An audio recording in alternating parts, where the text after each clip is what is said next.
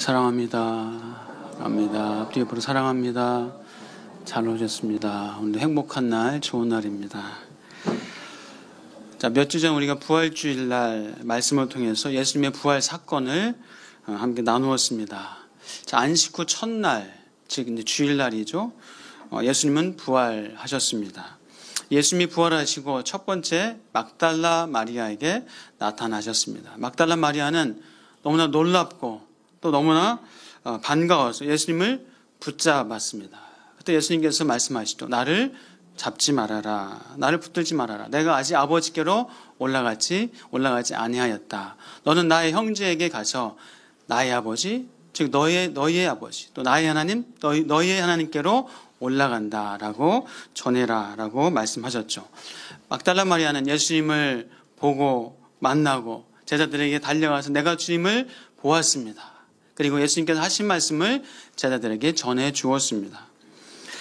자, 예수님께서 부활하신 날 저녁 때 제자들이 함께 모여 있었습니다. 예수님을 죽인 사건 때문에 제자들은 아직도 두려워하고 유대인들이 두려워서 떨고 그들은 문을 닫고 모여 있었습니다.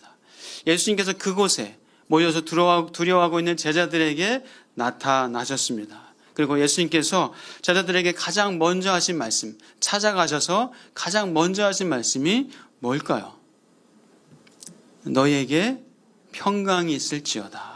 두려워하고 무서워하고 있는 제자들에게 너희에게 평강이 있을지어다 라고 한 번만이 아니라 두 번, 또 오늘 본문에서 세 번이나 평강을 말씀하십니다. 우리 먼저 한번 볼까요? 19절 말씀입니다.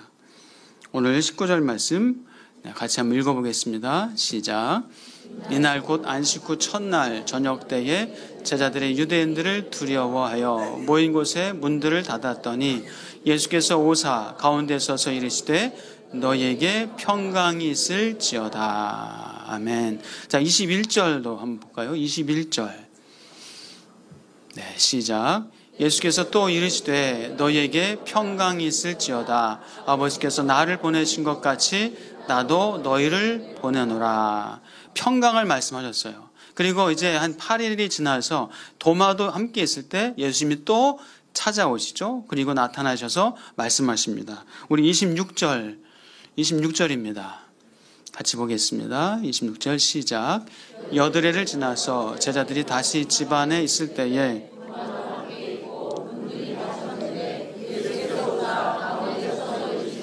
너희에게 평강이 있을지어다 하시고.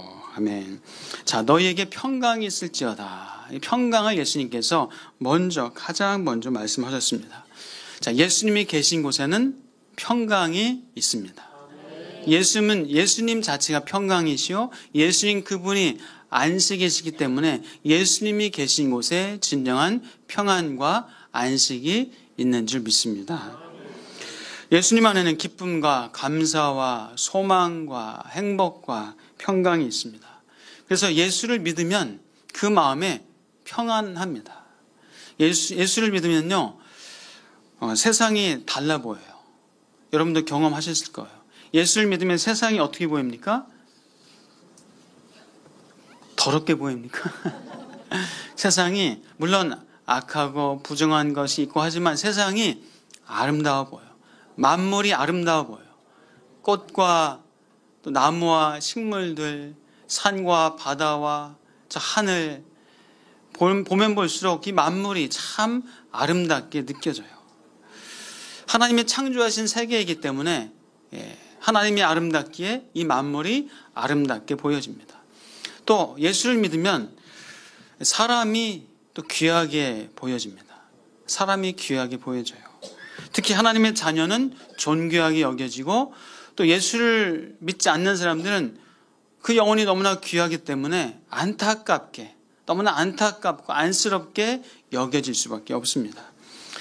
자, 하나님의 자녀들이 참 귀하게 보여진다는 것은 여러분도 이제 자녀를 기르는 부모님, 그 자녀가 누가 어떤 사람이 알든지 모르든지 간에 여러분의 자녀를 참 귀하게 여기고 용돈도 주고 예쁘다 하면 여러분 마음이 어때요? 좋죠. 예쁘다. 다은이 참 예쁘다. 하주야 참 예쁘다 하면 부모로서 마음이 좋아요. 하나님도 똑같습니다. 하나님의 자녀인 성도를 여러분들이 귀하게 여기면, 여러분들이 존귀하게 여기면 하나님이 기뻐하시고 좋아하시는 거예요. 그리고 안 믿는 사람들이 너무너무 불쌍하게 여겨집니다. 그들에게 복음을 전하고 싶어집니다. 그리고 정말 복음을 전하고 함께 예수님의 이야기를 하고 하나님의 사랑을 말하고 싶은 것이, 예수를 믿게 되면 그런 마음이 생깁니다. 여러분 어떻습니까? 세상에 달라 보이십니까? 사람이 귀하게 보여지십니까? 안 믿는 사람들이 그들을 바라볼 때 안타까운 마음이 있으십니까? 여러분이 예수 그리스도를 믿는다는 증거입니다. 자, 이렇게 예수를 믿으면 사람이 달라 보이고 또 세상이 달라 보입니다. 그리고 중요한 것은 예수를 믿으면 진정한 평강이 우리 안에 머물게 됩니다. 그리고 예수를 믿는 것이 우리 인생의 최고의 성공 중에 성공입니다. 여러분 예수 그리스도를 믿으십니까? 예수님을 나의 구주로 영접하셨습니까? 그렇다면 여러분은 이미 성공한 인생입니다. 우리는 이미 영생을 가진 자요, 하나님의 자녀, 그 어떤 것과 비교할 수 없는 최고의 성공을 우리는 가진 자예요. 설사 세상에 돈이 좀 모자라고 눈에 보이는 가시적인 성공을, 세상적인 성공을 아직 못 이뤘고 건강은 좀 좋지 않고 세상에 어떤 부와 명예를 얻지 못한 것이 있다 할지라도 우리는 예수 그리스도를 믿은 것, 그것 자체가 우리 인생의 최고의 성공이라는 사실, 여러분 믿으시길 축복합니다. 우리 같이 한번 고백하겠습니다. 나는 성공한 인생입니다. 그럼 옆에 분에게 성공한 인생이십니다. 아멘. 자, 그렇다면 예수를 믿으면 아무 사건 사고도 없나요? 어떻습니까? 예수를 믿으면 어려움도 없고 고난도 없고 실패와 어려움이 없나요? 예수를 믿으면 질병도 없고 몸의 아픔도 없나요? 예수님은 엄청난 기적과 그런 이적을 나타내 보이신 분인데, 그래서 제자들은 예수님과 함께 하면서 우리는 이제 성공했어. 세상적인 성공을, 이제 우리는 높은 자리가 우리에게 기다리고 있어. 우리는 부와 명예가 이제 기다리고 있어. 라고 제자들은 생각했을 수 있습니다. 자, 그러나 성경을 우리가 자세히 보면요, 예수님과 함께 했을 때에 죄송하지만 평안만 있지 않았어요. 평안만 있지 않았습니다.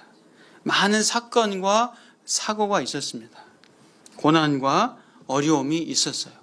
단편적인 예로 제자들이 예수님과 함께 그 갈릴리 바다, 바다도 아니죠, 호수죠. 그 갈릴리 바다를 지나갈 때 어땠습니까? 큰 풍랑과 파도가 몰아쳐서 배가 뒤집혀서 죽을 위기를 맞기도 했어요. 예수님은 그냥 배 안에서 그냥 잠만 주무시고 계셨어요. 제자들이 깨우면서 예수님, 우리가 죽게 되었습니다. 왜 잠만 주무십니까? 라고 예수님을 깨우면서 그 두려움과 무서움과 공포 앞에서 떨었습니다. 자, 예수님이 분명히 그들과 함께 했음에도 불구하고, 아니 그들 가운데 있음에도 불구하고 풍랑과 파도가 있어서 죽을 위험에 빠졌다니까요. 자, 구약 성경에도 보면요, 그래요. 믿음의 조상 아브라함 큰 가뭄을 몇 차례 맞기도 했습니다. 그 가뭄을 피해서 이리저리 방황의 시간을 겪기도 했습니다. 믿음의 조상 이삭도 그랬어요. 안 믿는, 하나님을 모르는 사람들에게 우물을 뺏기고 또 여기저리 그렇게 옮겨다니는 그런 어려운 시간이 있었습니다. 믿음의 조상 요셉은 또 어땠습니까? 너무나 잘 알고 있는 것처럼 형들한테 배반을 당하고 노예로 애굽으로 팔려 내려갔습니다. 거기서 보디발의 아내에게 또 모함을 당해서 감옥에 갇히는 어처구니 없는 말도 안 되는 정말 기가 막힐 웅덩이에 빠지는 그런 일을 요셉이 당했습니다. 믿음의 조상 다니엘은 또 어땠습니까? 어릴 때 뜻을 정하여 하나님 앞에서 살았던 다니엘은, 그 세 친구들은 풀무불에 던지는 고난이 있었습니다. 총리가 됐음에도 불구하고 하나님께 기도한다는 이유 때문에 사자굴에 던져지는 그런 고난과 위험이 다니엘에게 있었습니다. 예수님 이후에도, 이후 시대에도 제자들은 돌에 맞기도 하고 핍박과 순교를 당했습니다. 스데반은 돌에 맞아 죽음을 당했습니다. 바울은 온갖 핍박과 고난과 돌에 맞음과 산의 위험과 강도의 위험과 물의 위험과 바다의 위험을 겪었습니다. 결국 순교 당했습니다. 예수를 믿고 하나님을 믿어도 이런 사건, 사고와 고난과 어려움이 있어요. 그러나 다른 것은 마치 반석 위에 지은 집은 어떻습니까? 반석 위에 집을 지으면 풍랑과 파도가 몰아쳐도 견고하게 든든하게 풍랑과 파도를 이길 수 있습니다. 견딜 수 있습니다. 그러나 모래 위에 지으면 풍랑과 파도 앞에 그냥 무너집니다. 망합니다. 마치 이런 것처럼 예수 그리스도를 믿고 말씀으로 사는 사람은 세상의 풍랑과 파도가 있다 할지라도 그 인생은 무너지지 않습니다. 그 인생은 망하지 않습니다. 사랑하는 여러분, 그리스도인의 삶이 이렇게 그리스도를 모르는 사람과의 가장 큰 차이 중에 차이가 바로 그거예요. 그리스도인의 삶이라고 해서 전혀 질병이 없고 어려움과 고통과 사고가 없는 것이 아닙니다. 그 어려움과 고난 속에서 우리는 예수 그리스도와 함께 평안할 수 있습니다. 예수님과 함께 하심으로 여러분 평안하시기를 주의 이름으로 축복합니다. 풍랑과 파도 가운데서도 고난 속에서도 평안하시고 우리가 하나님과 함께하는 것 자체가 평안이에요. 하나님과 함께하는 것 자체가 형통입니다. 저와 여러분은 형통의 삶을 살고 있습니다. 요셉이 감옥에 갇히고 어려움, 고난 중에 있어도 요셉은 형통하였더라라고 기록하고 있어요. 왜요? 하나님과 함께하고 동행했기 때문에 요셉을 형통했다라고 성경은 그렇게 묘사하고 있습니다. 사랑하는 여러분 축복합니다. 저와 여러분이 하나님과 함께하는 삶이기에 형통한 인생이라는 사실을 믿으시기를 주의 이름으로 축복합니다. 자, 예수님께서 평강을 말씀하시면서 그 다음에 하신 말씀이 있어요. 그 다음에 어떤 말씀을 하셨습니까? 자, 21절 한번 같이 읽어볼까요? 예수님께서 평강을 말씀하시면서 너희에게 평강이 있을지어다 말씀하시면서 또 하신 말씀이 있습니다. 자, 21절입니다. 시작.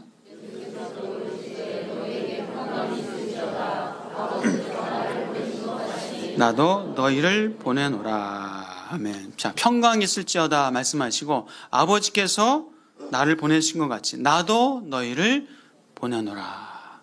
나도 너희를 보내노라 말씀하셨어요. 자, 어디로 보내는 걸까요? 세상으로. 사명지로 예수님께서 제자들을 보내신 거죠. 마찬가지로 우리를 세상으로 사명지로 보낸 거죠. 자, 우리에게 평강을 주시고 견고하게 하시고 우리를 어디로 보낸다고요? 세상으로, 사명지로 보내는 겁니다. 저와 여러분은 몇 주 전에 말씀드린 것처럼 우리는 그래서 하늘나라의 대사다. 저와 여러분은 하늘나라의 대사입니다. 우리 같이 다시 한번 고백하겠습니다. 나는 하늘나라의 대사입니다. 아멘. 그래서 우리가 보내진 곳은 세상 한가운데예요. 저와 여러분이 보내진 곳은 풍랑과 파도가 있는 세상 한가운데입니다. 저와 여러분을 보내진 곳은 유혹과 시험이 많은 고난과 어려움이 있는 세상 속 한가운데 예수님께서 우리를 보내셨어요. 그곳에서 우리는 하나님의 일을 하라고, 하나님이 맡겨진 사명을 감당하라고 우리를 세상에 보내셨습니다. 자, 그래서 엄밀하게 교회는 우리의 사역지가 아닙니다. 우리의 사역지는 어디입니까? 우리의 사역지는 세상이에요. 가정이요, 직장이요, 일터가 우리의 사역지고 학교요, 학원이 우리의 사역지입니다. 그럼 교회는 어떤 곳입니까? 교회는 공급받는 곳이에요. 교회는 하나님의 사랑과 기쁨과 은혜와 능력을 공급받는 곳이 교회입니다. 교회는 우리의 사역지가 아니에요. 그래서 우리는 예배에 성공해야 됩니다. 여러분, 예배에 성공해야 돼요. 예배를 통해서 하나님을 만나셔야 합니다. 예배를 통해서 말씀의 은혜를 받으셔야 됩니다. 예배를 통해서 힘과 능력을 공급받으셔야 됩니다. 그래서 그 힘과 공급받은 것을 가지고 세상으로 나아가서 우리의 사역지에서 그 받은 힘과 능력을 우리는 쏟아 부어야 합니다. 사랑하는 여러분, 우리 예배를 통해서 하나님을 만나시길 축복합니다. 또한 예배와 전도와 여러분이 하시는 봉사와 교회 안에서의 교제와 이런 것을 통해서 힘을 공급받고 기쁨을 공급받으시기를 주의 이름으로 축복합니다. 그리고 그 공급받은 우리의 힘을 가지고 세상에 가서 쏟으시기를 축복합니다. 그래서 우리 작년에 우리 교회 안에서 이제 봉사하셔서 기쁨을 얻으시라고, 봉사해서 힘을 받으시라고 봉사 박람회를 열었잖아요. 사역 박람회라고 안 그랬어요. 봉사 박람회라고 했습니다. 왜요? 이것은 봉사를 통해서, 섬김을 통해서 하나님이 주신 힘과 능력을 공급받는 것이기 때문에, 우리가 에너지를 소진하고 힘을 빼는 것이 봉사가 아니기 때문입니다. 우리의 사역지는 세상입니다. 물론 목회자들에게는 교회가 또 하나의 사역지일 수 있습니다. 그러나 우리 성도들에게는 세상이 사역지요. 그 세상에서 주신 힘과 능력과 은혜를 마음껏 쏟아 부으시기를 주의 이름으로 축복합니다. 자, 그래서 우리의 신앙이 좋은 것은 어디서 나타납니까? 교회에서 나타납니까? 교회에서는 오히려 신앙 좋은 것처럼 보이는데 아닐 수도 있어요. 조금만 보여요. 조금만. 사실은. 우리의 신앙은 어디서 나타납니까? 우리의 신앙은 세상에서 나타나는 거예요. 여러분의 가정에서 나타나는 것이고 여러분의 직장 일터에서 나타납니다. 그래서 신앙이 생활이고 생활이 신앙입니다. 여러분의 학교에서, 학원에서 여러분의 신앙이 나타나야 되는 줄 믿습니다. 우리가 교회 안에서 사실 하나님을 사랑하는 것이, 교회 안에서 하나님을 사랑하는 것이 쉬워 보일 수가 있어요. 쉽게 느껴질 수 있습니다. 왜요? 하나님은 인격적이시고 선을 악으로 갚지 않으시는 분이기 때문에 교회 안에서 하나님을 사랑하는 것은 쉬울 수 있어요. 하나님은 저 밖에 나가면 막 노숙자처럼 냄새도 안 나고 입에서 구린내도 안 나니까 하나님을 사랑하는 것이 어찌 보면 쉬울 수가 있어요.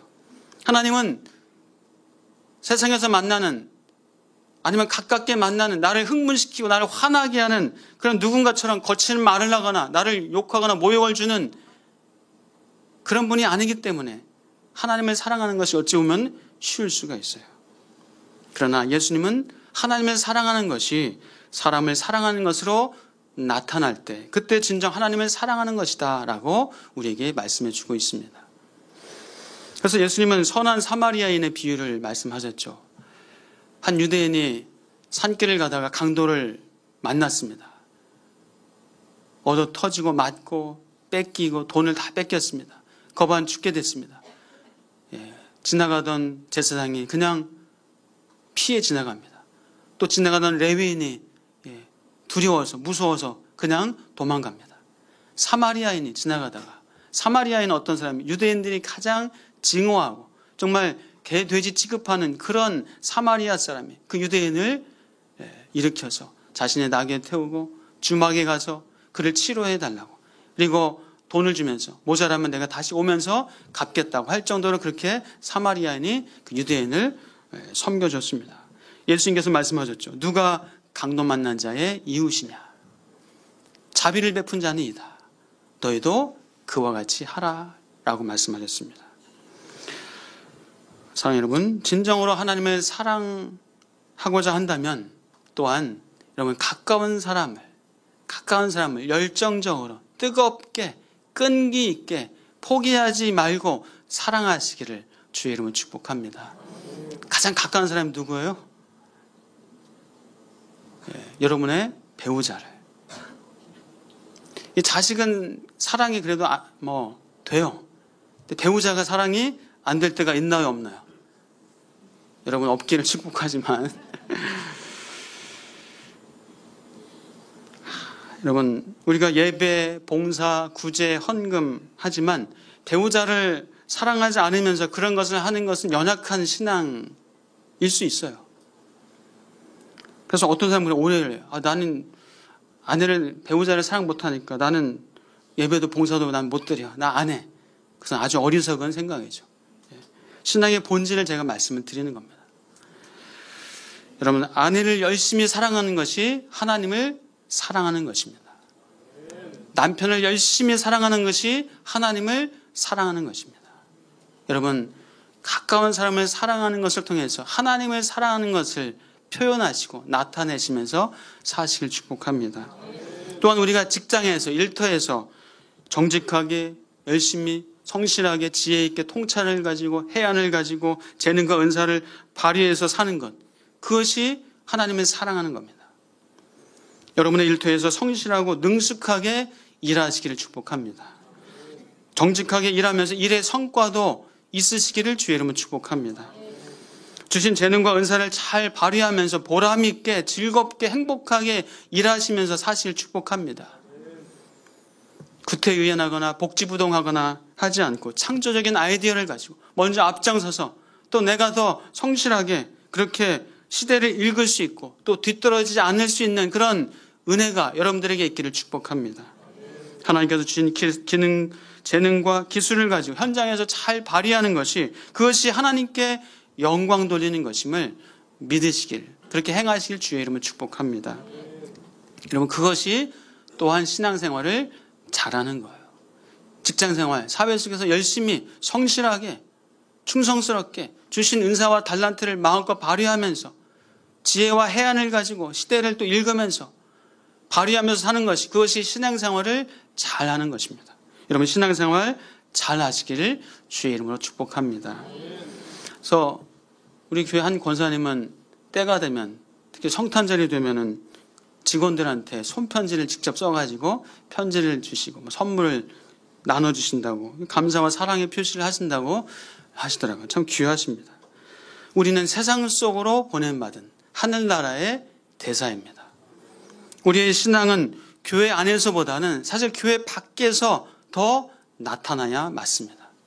사랑 여러분, 여러분의 신앙이 생활이 되시고 생활이 신앙이 되시기를 주의 이름으로 축복합니다. 우리는 세상에 보냄받은 하늘나라의 대사다 라는 사실 기억하시길, 우리 교회 안에서 예배와 봉사와 또 섬김과 교제와 구제와 이런 일을 통해서 힘 받으시고 은혜 받으시고 능력 받으셔서 세상에 나아가서 주신 힘을 또 쏟아내시기를 주의 이름으로 축복합니다. 자, 예수님께서는 제자들과 우리를 세상에 보내시면서 그냥 보내시지 않으셨어요. 뭔가를 주셨습니다. 그냥 보내면서 너희들이 알아서 해라라고 그렇게 하지 않으셨어요.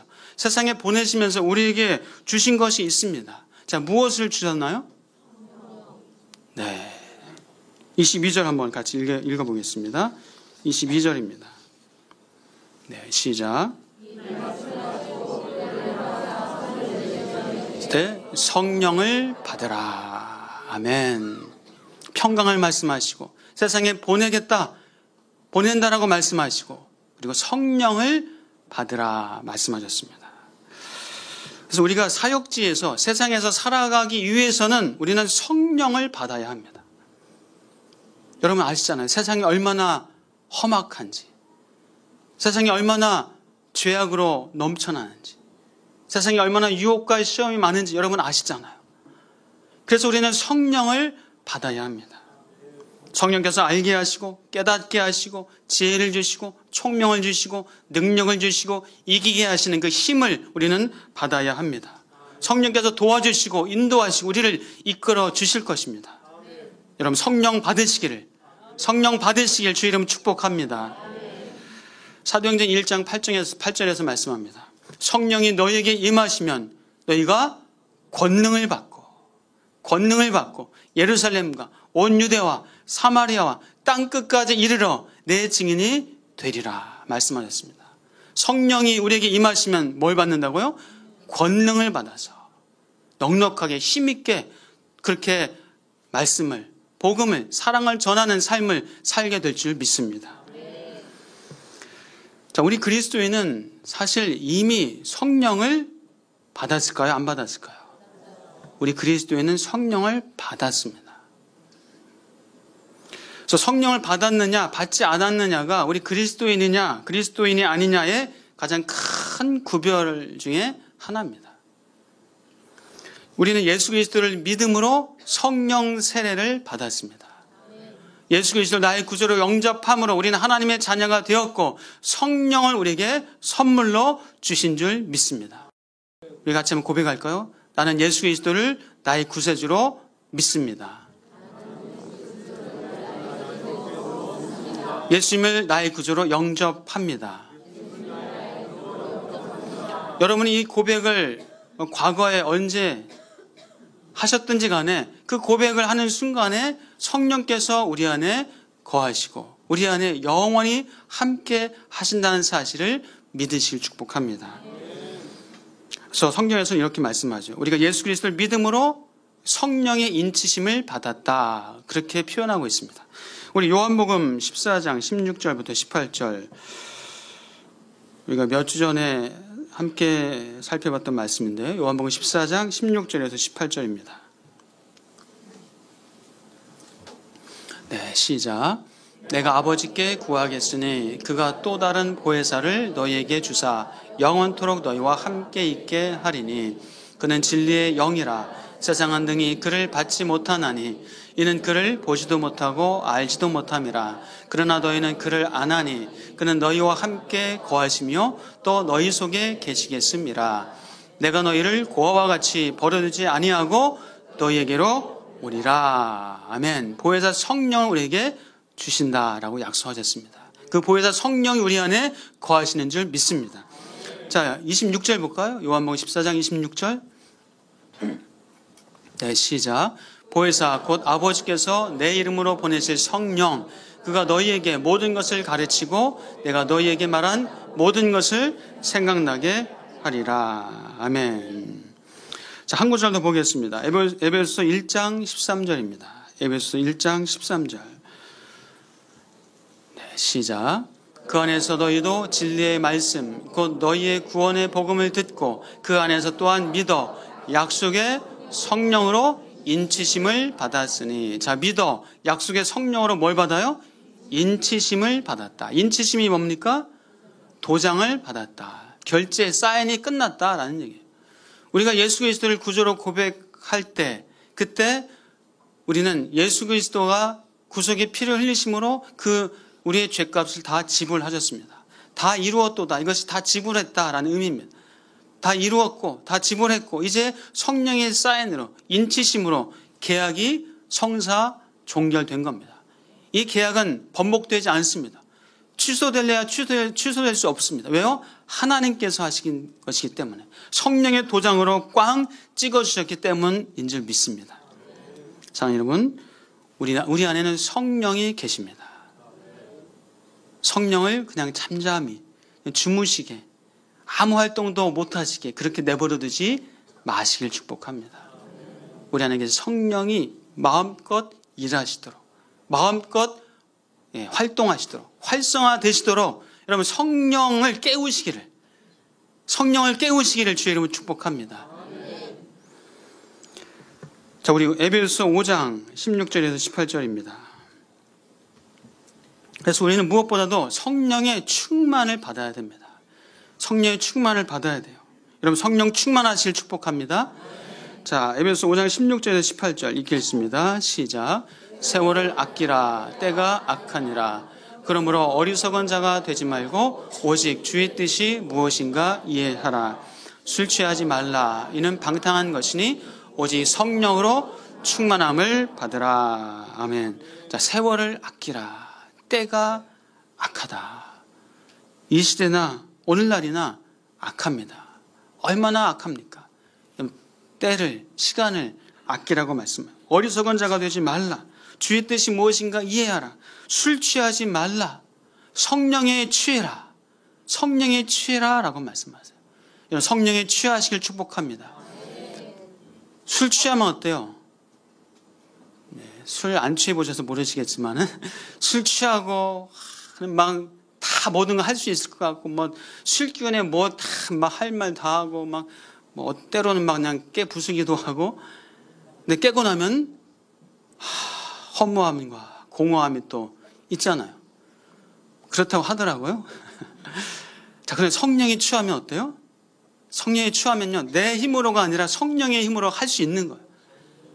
성령의 능력으로 내가 못하던 것을 할 수 있는 겁니다. 그러면 술 깨면은 막 허무함과 공허하고 뭐 힘들다고 하는데, 성령으로 그 열매는 너무나 아름답고 평강하고 기쁨이 넘치는 그런 열매가 우리 주변에 주렁주렁 맺게 될 줄 믿습니다. 사랑하는 여러분, 성령 충만 받으시길 주의 이름으로 축복합니다. 여러분의 기도 제목 첫 번째가 성령 충만이시기를 축복합니다. 여러분, 성령 충만하면 덮여지는 거예요. 덮여집니다. 뭐가 덮여질까요? 이게 우리의 마음의 죄악의 본성이 덮여집니다. 우리의 욕심이 덮여져요. 우리의 탐욕, 이기심, 질투, 미움, 분노, 화가 덮여지는 거예요. 우리는 이 땅에 사는 동안에 이 죄의 본성이 여전히 있습니다. 우리가 예수를 믿었다고 해서 이 죄의 본성이 사라지는 게 아니에요. 없어지는 게 아닙니다. 이것이 성령으로 덮여지는 겁니다. 사랑하는 여러분, 덮여지실 축복합니다. 성령 충만하실 축복합니다. 성령 충만해서 이제 성령 충만이 빠져버리면요, 빠지면 어떻게 되죠? 죄의 본성이 막 드러나요. 막 분노가 막 그냥 쏟아져요. 입에서 막 거친 말이 나와요. 미움과 탐욕과 욕심이 막 드러나요. 이게 인간의 본성이에요. 인간의 본질이에요. 그래서 우리는 성령으로 덮여져야 됩니다. 주님, 오늘도 성령으로 덮어 주시옵소서. 지금 나의 욕심을, 나의 탐욕을, 나의 이기심을, 나의 질투를, 나의 죄악됨을, 나의 죄악의 본성을 성령으로 덮어 주시옵소서. 성령 충만하게 하여 주시옵소서. 그렇게 기도하시고 하루를 시작하시고 순간마다 때마다 사건마다 일마다 성령 충만을 간구하시기를 주의 이름으로 축복합니다. 성령 충만할 때 지혜와 용기를 주님께서 부어주십니다. 성령 충만할 때 시대를 볼 수 있고 지혜를 가지고 일할 수 있는 능력이 임하게 될 줄 믿습니다. 우리 성령 충만할 때 세상 속에서 하나님이 원하시는 성공을 이루게 될 줄 믿습니다. 그래서 학교 교사는 잘 가르치고 인격과 소양과 또 재능을 가지고 학생들을 잘 교육할 수 있을 것입니다. 직장인들은 성실하게 충성스럽게 창조적인 아이디어를 가지고 일할 수 있을 것입니다. 우리 학생들은 열심히 일하고 공부하고 이것이 하나님께서 나에게 맡겨진 사명이구나, 열심히 공부해서 그 장래와 미래를 하나님께서 열어가는 것을 보게 될 줄 믿습니다. 우리 사장님들은 인격과 성품과 지혜와 또 아이디어와 추진력과 용기를 가지고 그렇게 일할 수 있는 은혜가 성령 충만으로 있게 될 줄 믿습니다. 우리 갈라디아서 5장 22절부터 24절 우리가 자주 읽는 말씀인데 한번 같이 읽어보겠습니다. 시작.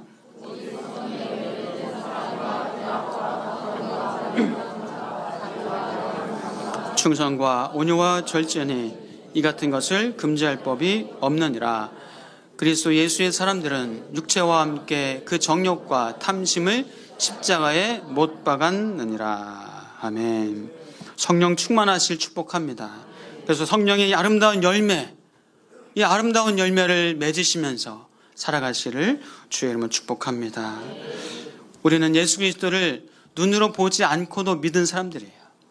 여러분, 예수님을 제자들처럼 육체적으로 보고 믿은 분들 계십니까? 우리는 말씀을 듣고 나에게 복음을 전하는 그 소식을 듣고 우리는 믿은 사람들이에요. 그래서 우리는 복된 사람들입니다. 우리는 복 있는 사람들이에요. 자, 여러 제자들이 부활하신 예수님을 만나고 보았습니다. 그런데 한 사람, 제자 중에 한 사람, 누가 예수님을 못 봤죠? 도마가. 오늘 말씀 보니까 도마가 예수님을 못 봤어요. 그래서 믿지 못했습니다. 나는 그의 손에 못자국에 내 손가락을 한번 넣어보고 그의 허리에 창자국에 내가 한번 넣어보지 않고는 난 믿지 못하겠노라 라고 말했습니다. 며칠 후에 예수님께서 제자들에게 나타나셨습니다. 그때 도마도 있었습니다. 도마에게 말씀합니다. 너의 손가락을 한번 내 손에 한번 만져서 한번 넣어봐라. 내 옆구리 창에 한번 넣어봐라. 그리하여 믿음이 없는 자가 되지 말고 믿는 자가 되라. 주는 나의 주님이시오, 나의 하나님이십니다. 도마는 고백합니다. 예수님께서 말씀하십니다. 너는 나를 본고로 믿느냐? 보지 못하고 믿는 자는 복되도다 말씀합니다. 그런 의미에서 저와 여러분은 복된 사람인 줄 믿습니다. 같이 한번 고백하겠습니다. 나는 복 있는 사람입니다. 보지 않고서 예수 그리스도를 믿어서 영원한 생명을 얻고 하나님의 자녀가 된 여러분들은 복 있는 사람입니다. 여러분, 예수 그리스도를 다시 한번 믿습니다. 예수 그리스도를 믿으십니까? 나의 구주로 믿으십니까? 구세주로 영접하셨습니까? 나의 모든 죄를 용서하시고 십자가에서 죽으시고 부활하심을, 다시 오심을 믿으십니까? 그렇다면 여러분은 이미 성령을 받은 자예요. 성령을 받은 자고 여러분은 복 있는 사람입니다. 여러분, 성령께서 우리 안에 계심으로 성령을 그냥 주무시도록 내버려 두지 마십시오. 성령을 깨우십시오. 성령께 도움을 요청하십시오. 성령께 물어보십시오. 성령께 말씀하십시오. 성령의 인도하심을 구하십시오. 그리고 성령의 인도하심에, 그 말씀의 인도하심에 순종으로 반응하시길 주의 이름으로 축복합니다. 성령의 감동하심에 반응할 때 성령의 능력을 맛보며 살게 될 줄 믿습니다. 말씀을 정리하겠습니다. 날마다 성령 충만을 간구하실 바랍니다. 순간마다, 때마다, 일마다, 어떤 사건이 있을 때마다, 누구를 만날 때 성령의 충만을 간구하시기를 주의 이름으로 축복합니다. 여러분, 그러면 마지막으로 성령 충만은 그럼 어떻게 받나요? 그게 중요하잖아요. 성령 충만을 받는 방법을 알아야 되잖아요. 네, 성령 충만은 말씀과 기도로 받는 거예요. 말씀과 기도 생활을 통해서 우리가 성령 충만을 받습니다. 그래서 아침에 할 수 있으면 말씀을 읽고 기도하고, 그 아침에 읽은 말씀과 기도를 가지고 하루 묵상하면서, 때마다 묵상하면서, 그렇게 하나님이 나와 함께 계십니다. 성령께서 나를 도와주십니다. 성령님이 나를 인도하십니다. 성령님, 내 삶을 분명히 인도하시고 나에게 어떤 말을 하실 줄 주실 것입니다. 늘 순간마다 때마다 성령의 도우심을 받고 구하고 요청하시면서 그렇게 살아가시길 주의 이름으로 축복합니다. 그럴 때 말씀과 기도가 더 사모하게 됩니다. 말씀과 기도를 사모하게 되면 또 성령 충만하게 됩니다. 성령 충만하면 말씀과 기도를 사모하게 돼요. 이것이 선순환의 삶입니다. 여러분, 선순환의 삶을 성령 충만하여서 말씀과 기도를 사모하시고, 말씀과 기도 가운데 또 성령 충만하시고, 이런 선순환의 삶을 살아가시기를 주의 이름으로 축복합니다. 옆에 분에게 성령 충만하십시오. 아멘. 기도하겠습니다. 하나님 감사합니다. 예수님께서 우리에게 말씀하셨습니다. 성령을 받으라. 주님, 우리에게 성령을 약속하셨고 그 성령 우리에게 주신 줄 믿습니다. 예수 그리스도를 믿음으로 받았사오니 이제 성령의 충만을 받으며 그리고 성령의 충만함 가지고 살게 하여 주시옵소서. 성령께서 내 안에서 계셔서 역동적으로 활성화되게 하시고 또 힘있고 능력있게 살아 움직일 수 있도록 늘 성령의 감동하심에 순종하며 반응하게 하여 주시옵소서. 그 능력의 삶을 살아갈 수 있는 우리 모두가 되게 하여 주시옵소서. 예수 그리스도의 이름으로 기도하옵나이다. 아멘.